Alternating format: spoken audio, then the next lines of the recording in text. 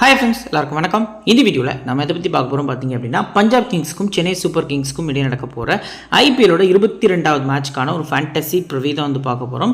So CSK பொறுத்த வரைக்கும் பார்த்தீங்க அப்படின்னா லாஸ்ட் ஒரு 3 கேம்ஸ் வந்து ஹேட்ரிக் லாஸ் ஆயிருக்காங்க. ஸோ அவங்களுக்கு சரியாக போகலை. ஹோம்லேயே 2 மேட்ச் கிட்ட வின் பண்ணியிருக்காங்க.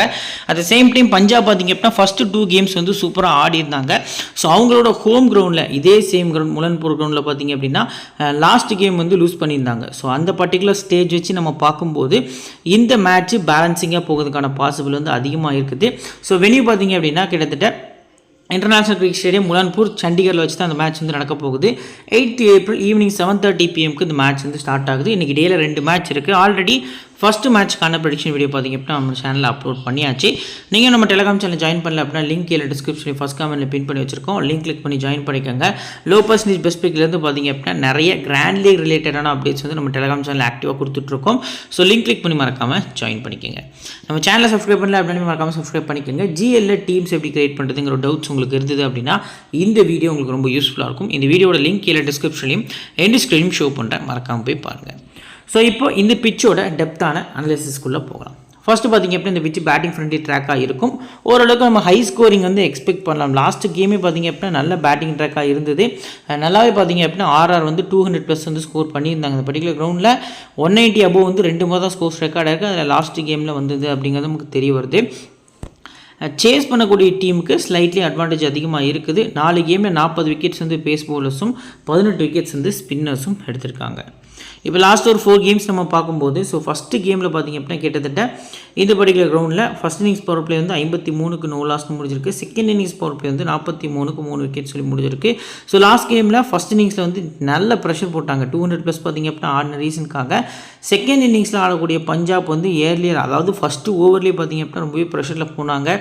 பிரியன் ஷாரியா அண்ட் பார்த்திங்க அப்படின்னா ஸ்ரேயா ஐயர் ஒரே ஓவரில் 2 பேர் அவுட் ஆயிருந்தாங்க, போல்ட் ஆயிருந்தாங்க. ஸோ பேக் ஃபுட்டில் போயிருந்தாங்க. அப்படி எதுவுமே 43 வந்து செகண்ட் இன்னிங்ஸ் பவர் பிளேயர் வந்து. மற்றபடி ரன்ஸை பொறுத்த வரைக்கும் பார்த்திங்க அப்படின்னா பவர் பிளேயர் நல்லாவே வரும். நம்ம ஒரு 50+ ரன்ஸ் வந்து பவர் பிளே ஃபஸ்ட் இன்னிங்ஸில் நம்பிக்கையாக எக்ஸ்பெக்ட் பண்ணுறது நல்ல ஆப்ஷனாக இருக்கும். ஸோ ஓவரால் 40 விக்கெட்ஸ் விழுந்திருக்கு பேஸ் பவுலர்ஸ்க்கு. அதில் ஃபஸ்ட் இன்னிங்ஸில் வெறும் 16 விக்கெட்ஸ் தான்.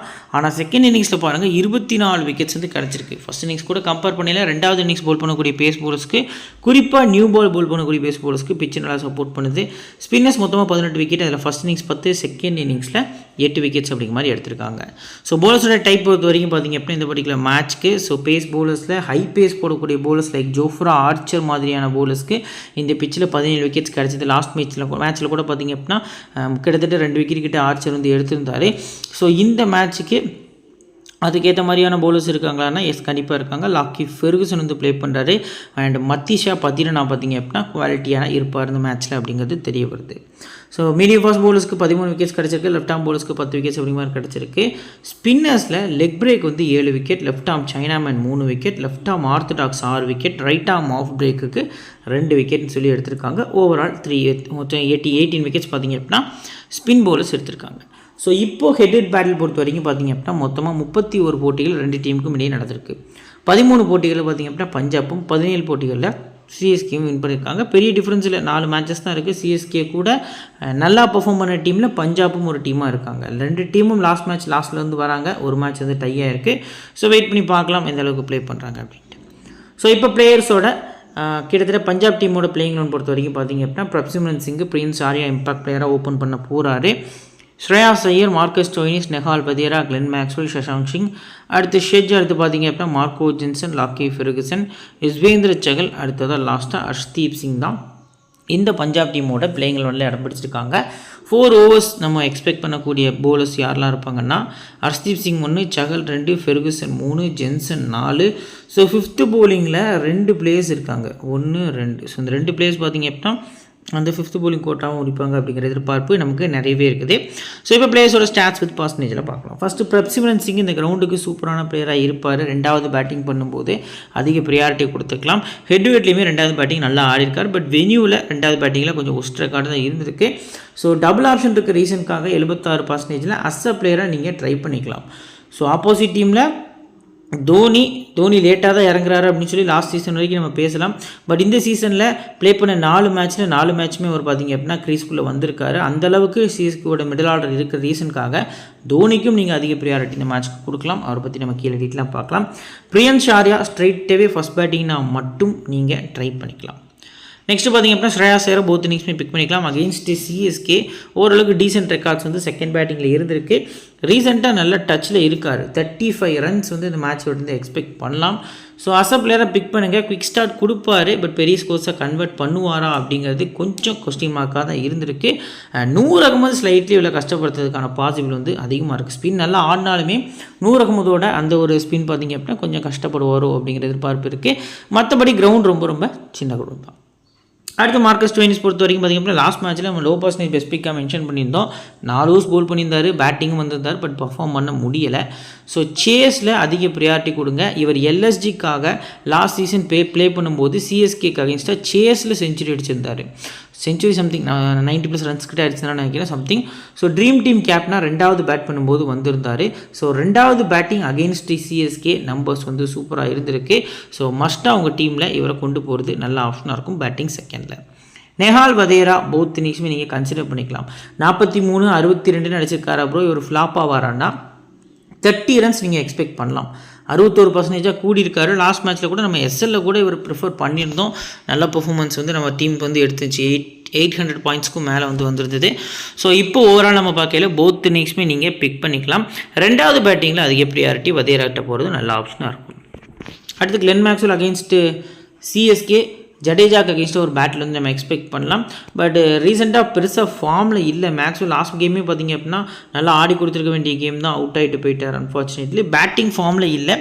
மேபி பவுலிங்கில் 1 or 2 விக்கெட்ஸ் எடுக்கலாம். கான்வே, ரவீந்திரா, ஸோ சிவம் துபே, அதுக்கு அடுத்தபடியாக ஜடேஜான்னு சொல்லி லெஃப்ட் ஹேண்டர்ஸ் இருக்க ரீசனுக்காக பவுலிங்கில் சம் விக்கெட்ஸ் எடுத்து ட்ரீம் டீம் வரதுக்கான பாசிபிள் இருக்குது. எது எப்படியோ ஓவரால் பார்க்கையில் நம்ம அஸ் அ பிளேயராக இவரை கன்சிடர் பண்ணிக்கலாம் அந்த பர்டிகுலர் மேட்ச்க்கு.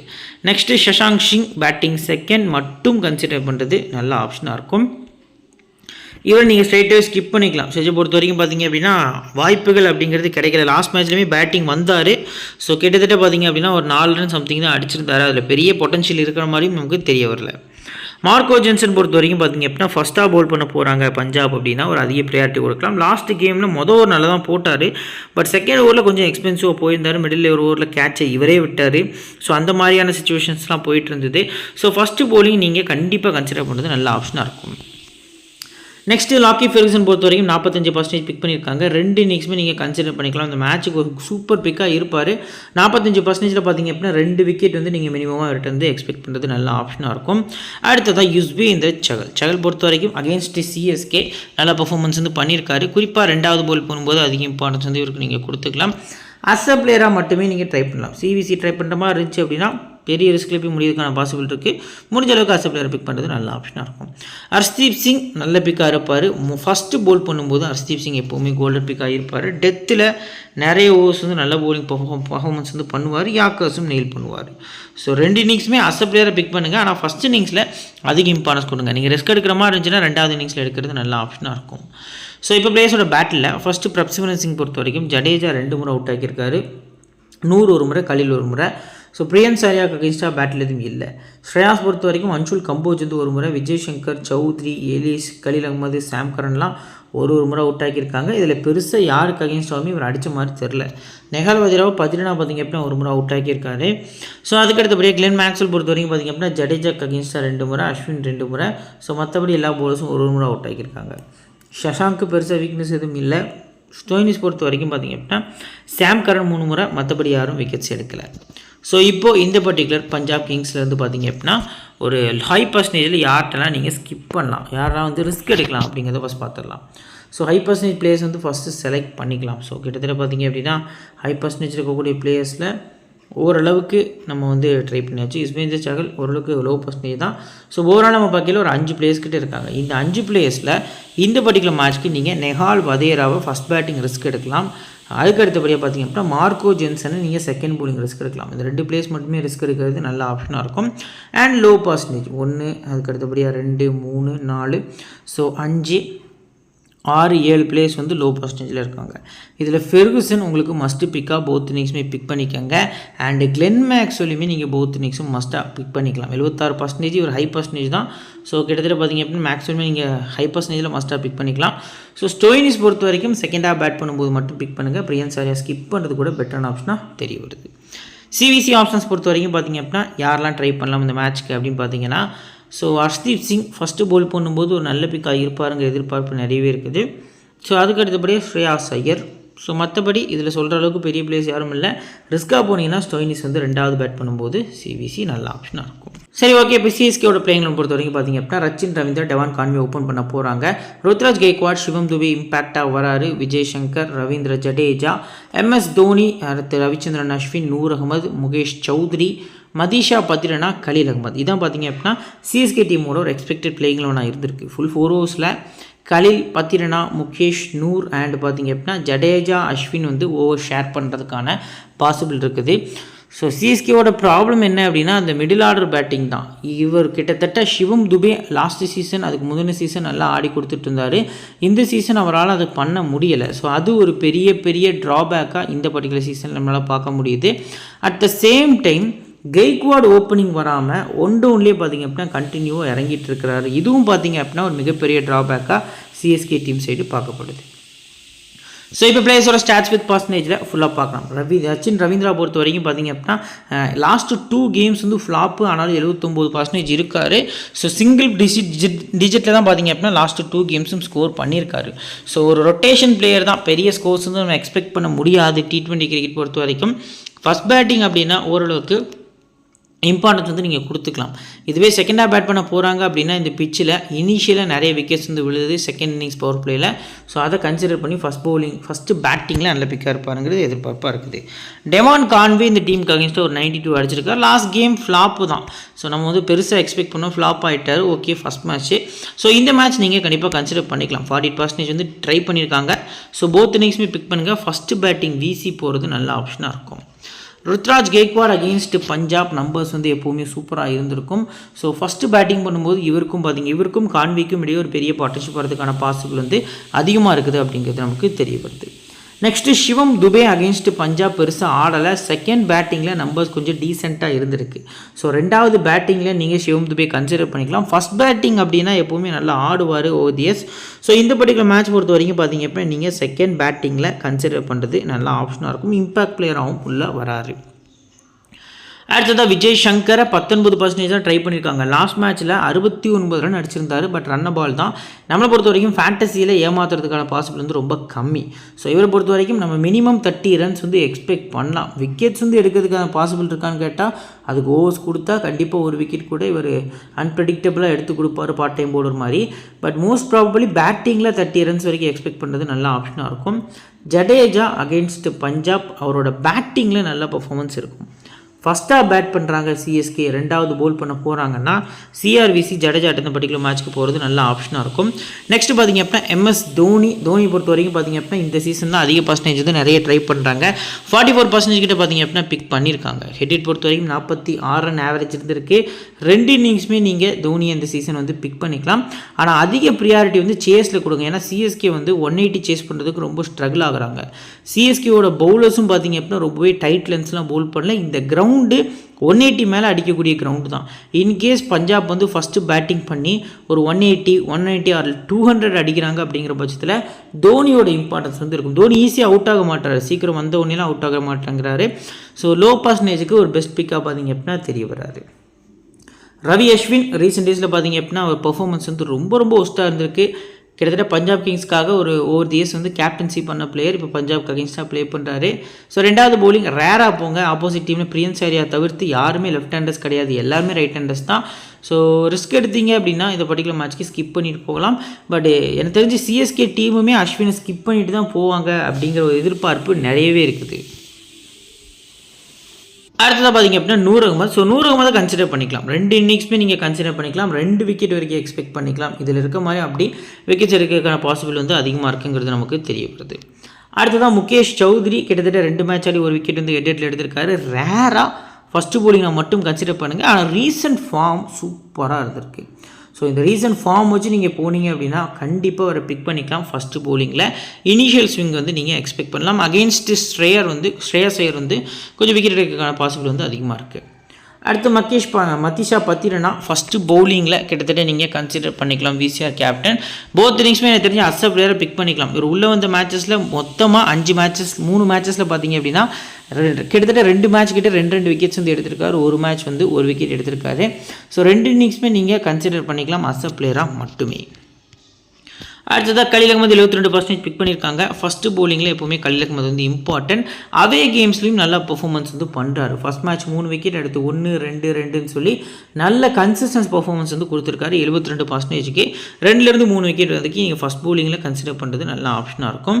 ஸோ நெக்ஸ்ட்டு பார்த்திங்க அப்படின்னா பிளேயர்ஸோட பேட்டில் ருத்ராஜ் கெய்க்வாட் பொறுத்த வரைக்கும் ஹர்ஷ்தீப் சிங்க்கு அகைன்ஸ்டாக 3 விக்கெட் எடுத்துருக்கு. 3 முறை அவுட் ஆகியிருக்காரு. சகல் 1 முறை, அடுத்து தாக்கூர், கிளென் மேக்ஸ்வெல் 1 முறை அவுட் ஆகியிருக்காங்க. சிவம் துபே பொறுத்த வரைக்கும் பார்த்திங்க அப்படின்னா ஸ்டோயினிஸ்க்கும் ஹர்ஷ்தீப் சிங்குக்கும் அகேன்ஸ்டாக மட்டும்தான் பெருசாக வீக்னஸ் இருக்குது. ரவீந்திராவுக்கு பேட்டில் எதுவும் இல்லை. கான்வேக்கு ஹர்ஷ்தீப் சிங் வந்து குறிப்பாக ஹர்ஷ்தீப் சிங் லெஃப்ட் ஹேண்டர்ஸ்க்கு நல்லா போடுவார். நான் மேலே மென்ஷன் பண்ண ஸ்கிப் பண்ணிட்டேன். ஸோ ஃபஸ்ட் இன்னிங்ஸ் போல் பண்ண போகிறாரு அப்படிங்கிற பட்சத்தில் பார்த்திங்க அப்படின்னா அண்ட் ரவீந்திரா ஆர் கான்வே இவங்களை ஏர்லியராகவே பார்த்திங்க அப்படின்னா ஹர்ஷ்தீப் சிங் பிரேக் த்ரூ கொடுக்கறதுக்கான பாசிபிள் வந்து அதிகமாக இருக்குது. ஸோ லெஃப்ட் ஹேண்டர்ஸ்க்கு அகேன்ஸ்டாக ஹர்ஷ்தீப் சிங்கோட நியூ பால் விக்கெட் ஸ்ட்ரைக் வந்து கொஞ்சம் அதிகம். ஸோ மற்றபடி யாருக்கு அகேன்ஸ்டாக வீக்னஸ் இல்லை. ஜென்சனுக்கு அகேன்ஸ்டாக 2 முறை கான்வே அவுட் ஆகிருக்காரு. ஸோ விஜய் சங்கர் பொறுத்த வரைக்கும் பார்த்திங்க அப்படின்னா கிட்டத்தட்ட சகலுக்கு அகேன்ஸ்டாகவும் விஜயகுமார் வைசாக் அகேன்ஸ்டாகவும் பார்த்திங்க அப்படின்னா 2 முறை அவுட் ஆகியிருக்காரு. தோனி சகலுக்கு அகேன்ஸ்டாக 2 முறை அவுட் ஆகியிருக்காரு. ஸோ இப்போது டீம் சிஎஸ்கேல ஹை பர்சன்டேஜ் இருக்கக்கூடிய பிளேயர்ஸில் யாரெல்லாம் நம்ம ஸ்கிப் பண்ணலாங்கிறத ஃபஸ்ட்டு பார்க்கலாம். ஹை பர்சன்டேஜ் இருக்கக்கூடிய பிளேயர்ஸ் பொறுத்த வரைக்கும் பார்த்திங்க அப்படின்னா ஃபஸ்ட்டு நம்ம செலக்ட் பண்ணிக்கலாம். 1, 2. ஸோ கிட்டத்தட்ட சிவம் துபே ஓரளவுக்கு ஹை பர்சன்டேஜ் தான். 3, ஜடேஜா 4, அதுக்கு அடுத்தபடி நூர் அகமது 5, பத்திரனா 6, கலீல் அகமது 7. ஸோ 7 பிளேயர்ஸ் வரைக்கும் பார்த்திங்க அப்படின்னா சிஎஸ்கே டீமில் ஹை பர்சன்டேஜில் இருக்காங்க. இந்த மேட்ச் யாரெல்லாம் ரிஸ்க் எடுக்கலாம்னா ரவீந்திரா ஓரளவுக்கு பார்த்திங்க அப்படின்னா ரிஸ்க் எடுக்கக்கூடிய பிக்காக இருக்கார். ஸோ அதுக்கு அடுத்தபடியாக பார்த்திங்க அப்படின்னா இந்த பர்டிகுலர் மேட்ச்க்கு யாருமே இல்லை. எல்லா பிளேயர்ஸுமே வந்து உங்களுக்கு கோல்டன் பிக்காக இருக்காங்க. இன்கேஸ் துபே ஃபஸ்ட் பேட்டிங்கில் ரேராக நீங்கள் ரொட்டேஷனில் போகிறது நல்ல ஆப்ஷனாக இருக்கும். இப்போ லோ பர்சன்டேஜில் யாரெல்லாம் ட்ரீம் டீமில் பாசிபிள் இருக்குது அப்படிங்கிறத நம்ம ஃபஸ்ட்டு பார்த்துடலாம். ஸோ லோ பர்சன்டேஜ் பொறுத்த வரைக்கும் பார்த்திங்க அப்படின்னா கிட்டத்தட்ட ஒரு 4-5 பிளேயர்ஸ் வரைக்கும் இருக்காங்க. இதில் தோனி நீங்கள் செகண்ட் பேட்டிங் கன்சிடர் பண்ணிக்கலாம். கான்வே ஃபஸ்ட் பேட்டிங் நீங்கள் கன்சிடர் பண்ணிக்கலாம். மற்றபடி என்னை பொறுத்த வரைக்கும் பார்த்திங்க அப்படின்னா முகேஷ் சௌத்ரி கிட்டே நீங்கள் போகிறது நல்ல ஆப்ஷனாக இருக்கும் லோ பர்சன்டேஜில். ஸோ இப்போ இந்த பர்டிகுலர் டீமில் ரிஸ்கியான சிவிசி யார், சேஃப் சிவிசி, ஓவரால் சிவிசி ஆப்ஷன்ஸில் யாரெல்லாம் பிக் பண்ணலான்னு பார்க்கலாம். ருத்ராஜ் கெய்க்வாட் ஃபஸ்ட் பேட்டிங் பண்ணையில் ஒரு இம்பார்ட்டன்ட் சிவிசியாக தெரிய வராரு. ஜடேஜாவும் ஃபஸ்ட் பேட் பண்ணி செகண்ட் போலிங் பண்ணையில் சிவிசியாக தெரிய வராரு. கலீல் அகமது வந்து ஃபஸ்ட்டு போலிங் பண்ணையில் விசிஆர் கேப்டனாக பிக் பண்ணிக்கலாம்.